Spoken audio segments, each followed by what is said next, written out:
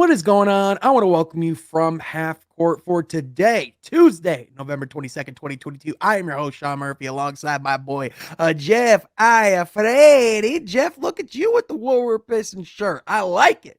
Got it on, courtesy of our guy Brandon. He got a ton of these, and they're available. WoodwardSports.com. Check out the merch store. They got all types of Woodward Pistons stuff on there. Heck yeah, man. Shout out to Sweatpants, Kool-Aid for the hoodies. awesome design, man.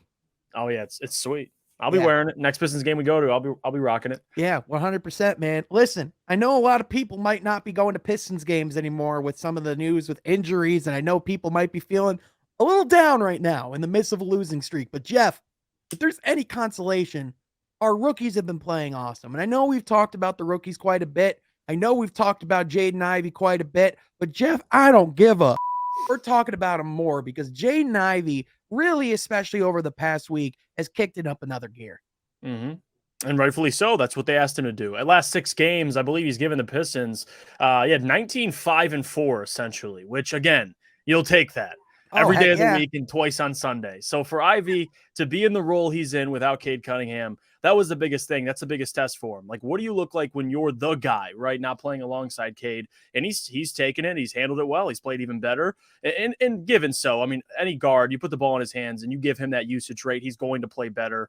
Right. But the thing that's impressed me the most, Sean, is the 3-point percentage, shooting almost 35% from 3 over the last 6 games. Yeah. That's something you can really hang your hat on, or Jaden Ivey can hang his hat on. I mean, what was 4 for 4 last night against the Kings. That's something that I think, not even just the last 6 games, but so far on the season, I've been the most impressed with, because that was the narrative coming out is him as a 3-point shooter. Now with the ball in his hands, with the defense keying in on him night in and night out, he's still handling it well. And you could tell he's just in attack mode all the time. And you could tell not just in attack mode, because we say that, and there's guys that are in attack mode that are reckless, and at times Jaden Ivey can be reckless, but it seems like over the last 6 games, he's been coming along and being better just in terms of his decision-making. So plenty to look forward to with Jaden Ivey, no doubt. Yeah, most certainly. Now, Jeff, if you have been tuned into From Half Court for a while, which, by the way, the fact that we have people that consider themselves fans of this channel is just, awesome. We appreciate that. It just blows my mind.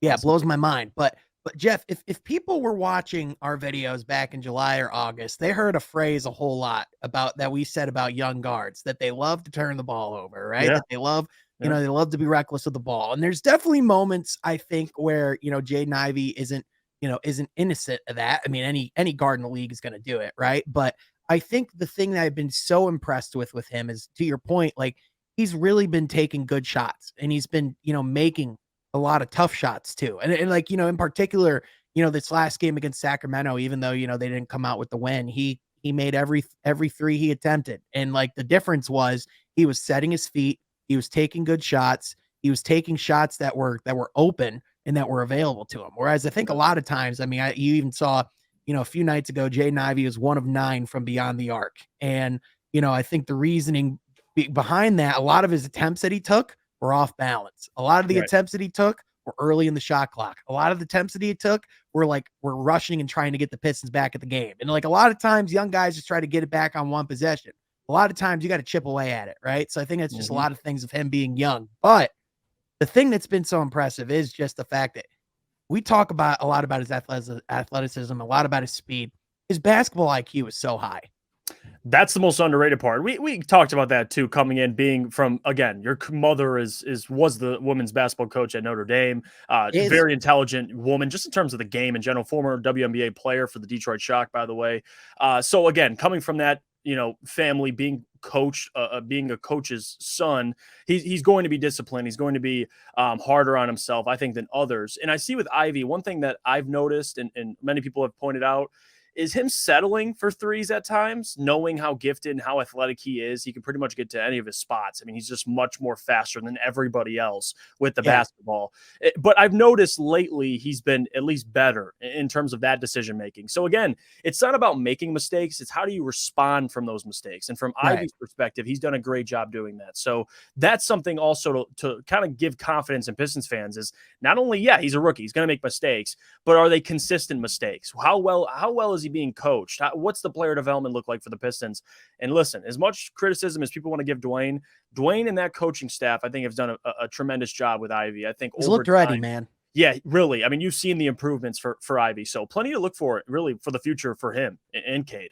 Yeah, most certainly. I think on the defensive end, obviously the entire team is a work in progress, let alone, obviously Right. Jaden Ivey is as well. But I believe he's leading rookies in steals, He is. which He is. I don't believe anyone expected of him coming in, coming from this draft class. Also, he's still leading rookies in assists as well. His passing and his playmaking ability, his ability to, to dish it out to guys in the open, like on the perimeter, like I thought Right. was really impressive. And he really was able to, when Cade was in the lineup, I thought overall still performed well. But now obviously with Cade, more than likely going to be out for an extended period of time, I'm going to subscribe to the fact that Cade Cunningham's probably not playing again this season. I don't want to be the bearer of bad news, but I'm just going to be real with you. I just don't think he's playing this season. And with that, Jaden Ivey is going to have a heck of a lot of opportunities, but also I'm interested to see what the dynamic with him and Killian Hayes can be like, because especially with the confidence increase that we've seen in Killian and like how much crisper his playmaking's even looked throughout this stretch as well. I feel like they could get a really good chemistry together too. Especially how well Killian's been playing off ball, just catch and shoot opportunities. He's Yeah. capitalizing on those. I mean, talk about the 6-game stretch without Cade. I believe Killian's shooting like 40% from three. So those two guys playing together, the length they have, what I've seen out of Ivy too, and what I love, is you've seen games where he just has his imprint everywhere. I mean, you talk about the Yes. rebounds, assists, steals, blocks, the points. He's scoring points and he's stepping out, hitting 3-point shots. So Ivy's just and I always make this joke when I'm looking at the box sheet. It's like Ivy's trying to dial a phone number with what he's putting up. It's like, he'll give you 15, 6, 5, 2, and 2, and you're like, whoa, okay. I mean, I believe he was the first rookie since Grant Hill to put up a certain stat sheet earlier in the year. So no doubt about it, man. He's filling the stat sheet. I think with Killian alongside him, someone who can kind of play off ball, which is one thing we really questioned Killian this year, is can he grow in that role? He's been playing well, and a byproduct of that is Ivy playing well. So those two are playing well together. Yeah, most certainly. And, obviously there's still a lot of areas where he has to grow. There's still a lot of times where, I would say the one, the couple weaknesses in his game are like areas of growth. Obviously, for one, he's got to be better at the free throw line. Right now he's shooting below 70% at the charity stripe. And, especially when you're a guy like Ivy who's able to create so many opportunities, he is shooting 72% now, but he did start the season hovering around 66, 67%. He's got to be better in that area, especially with the amount of opportunities he can create. If he can be an 82+% free throw shooter, that's something that alone puts the Pistons in better positions to succeed. But then the second thing too, we talk a lot about, his ability to dish and drive and get to the basket, and his ability to slash and, and really create opportunities for himself at the rim. He's got to get better at picking his spots, because there's a lot of times where Jaden Ivey will just keep cutting to the basket, keep attacking, and he'll keep getting rejected, keep ending up on the floor. All of a sudden, the Pistons are 5-on-4 on the break, and Jaden Ivey's trying to catch up. And that's just something that's happened a lot. I know in the beginning of the year, I believe that was something that cost him a game against the Pacers in Indiana.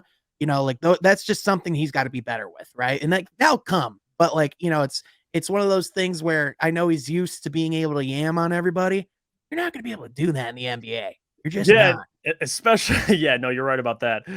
Especially with Ivy's, how quick he is, how dynamic he is, how just his speed in general. You'd like eventually, and I know it's his rookie year, so we're just pretty much. Yeah, these ain't tall boys from Iowa, tall white boys from Iowa no more, Jeff. These are the NBA vets. Yeah, these are grown men, Sean. But with Ivy's speed and the threat he brings for defenses, what I would love Ivy to do is in the near future, develop a mid-range shot. And that's something we didn't see at the collegiate level. But for Ivy, when he's coming full speed at you, you have no choice as a defender to start sagging, right? You're going to get these opportunities, especially Ivy, where he's coming down the floor and he's going to have a 10, 15-foot jumper. Now, he doesn't take it because he's so athletic. He'll take it to the cup. But eventually, if Ivy develops that mid-range shot, something that we've seen Cade do really well, and just guards in general who aren't the best three-point shooters like Dwayne Wade, not saying he's Dwayne, but something he did really well was utilize that mid-range. And if Ivy can get to that point, eventually, it's his rookie year, I think he's going to take it up a whole nother level. And what you just made, the point you made about his free throw shooting, is think about it. We talked about Cade in his rookie year. Can he get more opportunities? Ivey's getting the opportunities. Imagine if he just upped that his free throw percentage, he'd be averaging a couple more points per year. So those add up. So no doubt, those are the couple things Ivey needs to work on. He'll become an even better player. Oh yeah, for sure. And you touched on it. Like a big thing with it for him is, being able to, like notice and recognize, in his decision making, like when's a good time to take those shots, when's a good time to pass up on certain things. And he is young. Like and when you look at, especially like how he's been playing since Cade's been out of the lineup, he's been averaging 21 points, 5 assists, 4 boards, 78% from the line, 42% from the field, 36% from 3.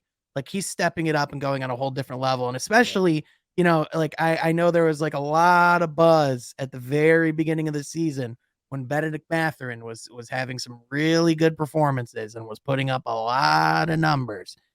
And I think it's what we show. I think it just shows like the truth of the fact that he can do this too if he gets those touches, right? Like that was never the question. And the other thing too, like what we were just talking about, the ability, like what's the thing that every lethal scorer in this league has in common, Jeff? They're all 3-level scorers. They all score at every single level, because the only way to become unstoppable is when they don't have a card to play against you. When their hand is truly called and they just have to say, well, we're just gonna have to double team you. Yeah, and on top of that, it doesn't always have to be. See, that's the thing too. When you talk about a mid-range shot for Ivey, it could be a floater. Like it's got to be something. John Morant does this very well when he's attacking the basket. He has such an expanded game that you really don't know what's coming, and he's so athletic. You got to watch your head as well. So for Ivey, underrated jump shot, by the way. Underrated, by the way, this year. Yeah, shooting from 3, he's improved. So it gives me even more hope for Ivey, because these guys. I mean, Ja coming out of college, that's another conversation. But that was one thing I was concerned about. But for Ivey, it doesn't always have to be a mid-range shot. Yes, I like him to develop that, but just being crafty in that area, using his athleticism, he's going to find ways to score. I mean, that's stuff he's going to be able to improve on. But I'm telling you, with his athleticism, there's a ton of things that he still hasn't unlocked yet that he's going to be able to do. And once he does that, he'll go from an all-star to a superstar. That's really the ceiling we see with Ivey now. And it was just amazing to watch playing against De'Aaron Fox, who is a guy that, by the way, he just won NBA Player of the Week over in the Western Conference. He's been playing really good ball this year. The Kings have stepped it up in a different level. As much as we've clowned on them over the last few months, they look really good. And De'Aaron Fox is one of the fastest players in the league. Him and Jaden Ivey, like the speed that they were both playing at against each other. And when they both would just get in bursts in the open court, and how they both were just like, oh man, like just watching those two guys go at it speed wise, great basketball to watch. Ivey had a welcome to the NBA moment in there too, and when De'Aaron was one-on-one going, down the court, and he gets him basically spinning like a blender with just his speed. And I don't know if De'Aaron Fox knows the narrative behind Ivey and his speed, but it seemed like he took it a little personal. Like, hey, I'm still the guy in the NBA. But yeah, seeing those guys go at it, man, Ivey, he's in that. Just to say that Ivey's in that realm of quickness, that's a compliment. I mean, De'Aaron Fox is no question. He's the fastest player right now with the basketball. Yeah. And the thing that's crazy is that this is just year one. These are just like, he's only played a handful of games. Like we're like 15 games in, and he's just looked spectacular. And even though the record doesn't reflect it, even though, he's not going to be able to get those minutes with Cade, which we all saw as pivotal, he's still going to be able to get significant minutes this season. If anything, he's going to get even more touches and opportunities to help his development and grow. It's very, very similar to what Cade was given in his rookie year, right? Like kind of similar in the sense that, around this same time of year last year, we lost Jeremy Grant to injury for a significant period of time. This year, unfortunately, it's Cade, right? And, I know we touched on that a little bit yesterday. I know we're going to touch on it more in the podcast tomorrow, but, this is what the season's about now, right? Like I know everyone is right now, looking at, Victor Wembanyama. And again, we've talked about how great he would be. And listen, I'm not going to lie to you. If you throw Jaden Ivey, Cade Cunningham, and Victor Wembanyama together, holy, because it would be incredible. But what you have right now is special too. And what he can do this season, I'm excited to see the, like, I know we said this about like some other players. Like I think I said this about Killian in a video the other day. I'm excited to see the Jaden Ivey in March and April compared to the Jaden Ivey now. I could say that about every player on this team. Right. So I think that, there's still a lot of reasons to tune in, and especially for the highlights that this kid's putting on, dude, man, something special. Yeah, and injuries are never a good thing, but one thing you can take away from it, Sean, is that you lose Cade probably for the entire year, and you have Isaiah Stewart out for a couple weeks. That opens up huge opportunity and touches for two of your rookies. And Sadiq might be out too. He was just sent home on the road trip to go get treatment on his ankle in Detroit. So those guys are going to have plenty of opportunity, and Duren and Ivy have both responded just as we had hoped they'd respond. So honestly, for Pistons fans right now, the optimism is at an all-time high. There's plenty to be excited about. By the way, I want to tease a little conversation I want to have on the pod, because I want to throw this out to you. I want to start having this conversation a little bit. When are we going to talk about Jalen Duren starting? Because I think it's soon. I think it's really soon. Listen, I don't have a watch on, Sean, but I just checked it, and it's coming. Yeah. It might be time. But with that, folks, what do you think of Jaden Ivey? What do you think of what he's done this season? Let us know in the comment section down below. But also, be sure you're following us on TikTok, on Twitter, on all the social media platforms that your heart could possibly desire. Even on Twitter, which you find our handles right below our beautiful faces. But with that, folks, we want to thank you so much for tuning in. We'll catch you guys next time from Half Court. Be sure you subscribe. Do it.